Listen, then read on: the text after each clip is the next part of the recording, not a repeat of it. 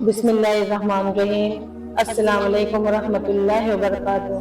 سیدہ فاطمہ کی پیدائش کا واقعہ۔ دنیا کی سب سے پاکباز خاتون سیدہ فاطمہ سلام اللہ علیہا کی پیدائش کے وقت کیوں مکہ کی تمام دائیوں نے حضرت خدیجہ کو اکیلا چھوڑ دیا تھا؟ درد ذیل کے دوران کیوں حضرت خدیجہ کو اکیلا چھوڑ دیا گیا؟ سیدنا نساء العالمین حضرت فاطمہ کی پیدائش کے وقت کیوں مکہ کے سرداروں نے حضور اکرم صلی اللہ علیہ وسلم کے گھر کا گھیراؤ کیا؟ سیرت حلبیہ میں روایت ہے کہ جب کامیاب تجارتی سفر کر کے رسول اللہ مکہ واپس لوٹے تو حضرت سیدہ خدیجہ نے آپ صلی اللہ علیہ وسلم کو نکاح کا پیغام بھجوا دیا تو رسول اللہ نے سب سے پہلے اس پیغام کا ذکر اپنے محبوب چچا حضرت ابو طالب سے کیا اور اس کے بعد باقی چاچاؤں کو بتایا۔ سب نے اسی بات پر اتفاق کیا کہ اس شادی کے پیغام کو قبول کر لینا چاہیے۔ پیارے دوستوں، پھر وہ مبارک دن دیا گیا کہ جب اللہ کے پیارے رسول کی شادی کی تقریب حضرت خدیجہ کے گھر ہوئی، جہاں حضرت خدیجہ کے رشتہ دار عمرو بن اسد اور ورقہ بن نوفل وغیرہ موجود تھے۔ حضور کے چاچا حضرت ابو طالب نے نکاح کا خطبہ پڑھا اور حضرت خدیجہ کی طرف سے ورقہ بن نوفل نے جوابی کلمات کہے۔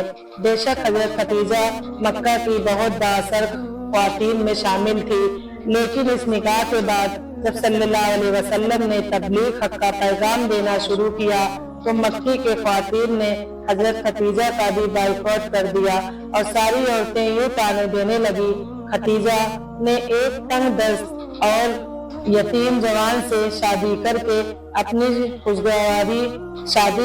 اپنی شخصیت گرا دی ہے، اس لیے اس شادی کے واقعے بعد مکہ کے سردار اور امیر عورتوں نے حضرت خدیجہ کی طرف آنا کم کر دیا۔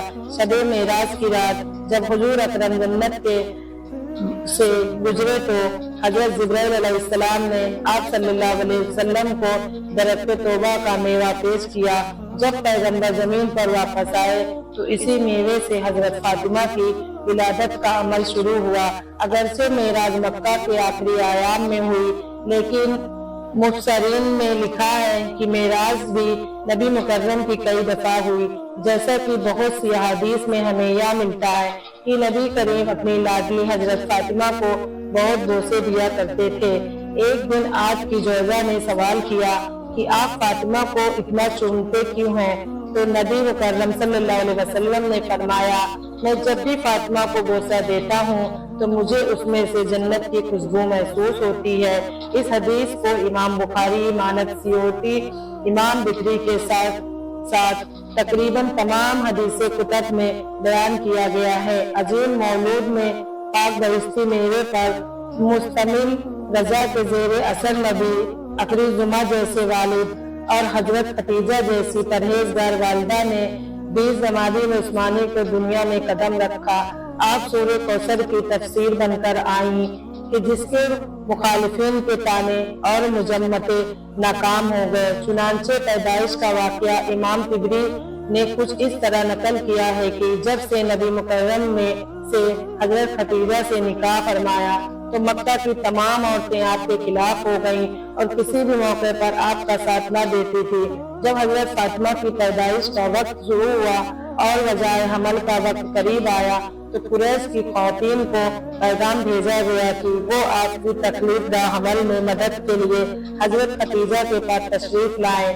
اب وہی وہ موقع تھا کہ مکہ کی عورتیں کہنے لگی کہ تم نے ہماری بات نہیں مانی اور ایک غریب یتیم سے نکاح کیا، اب اسی سے کہو کہ تمہارے لیے دائی کا بندوبست کرے، ہم تو ہرگز مدد کو نہ آئیں گے۔ حضرت خدیجہ نے جب یہ سنا تو بہت غمگین ہوئی۔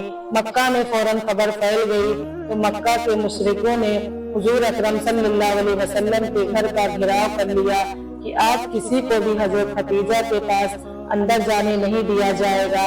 خیر بجائے حمل کا سخت وقت کا آغاز ہوتا ہے اور حضرت خدیجہ اکیلی ہے اور کوئی نہ ہے۔ आपके दिल की धड़कनें तेज तर होती गई और लोगों की सर्द मेरी आपके लिए मौजूज़े तकलीफ थी। अचानक आपकी रूह के उफक में एक रोशनी पैदा हुई।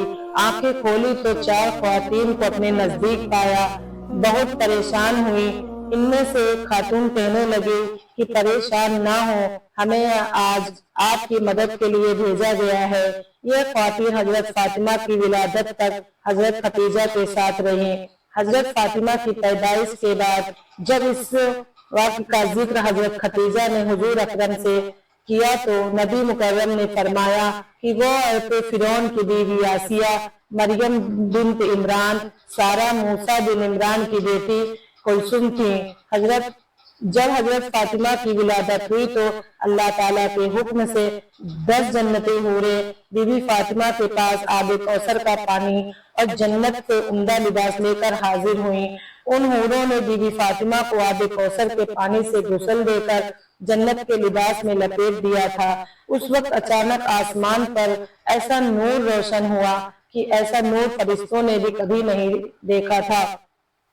इन 4 औरतों ने हजरत बीबी फातिमा को हजरत खतीजा रज़ियल्लाहु ताला अन्हा की गोद में देते हुए ये अल्फाज बोले कि ये तुम्हारी बेटी ताहिरा है, खुदा इनकी नस्ल से हुजूर अकरम की नस्ल बढ़ाएगा।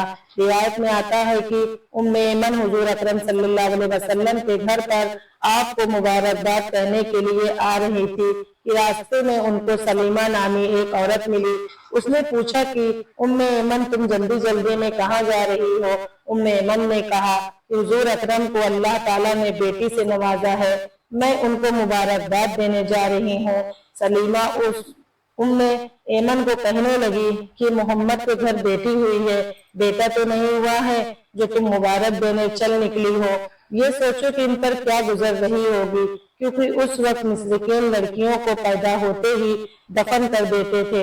हजरत उम्मे ऐमन फरमाने लगी, सलीमा ये बेटी अल्लाह के रसूल मोहम्मद सल्लल्लाहु अलैहि वसल्लम के घर पैदा हुई है, किसी काफिर सरदार के घर नहीं।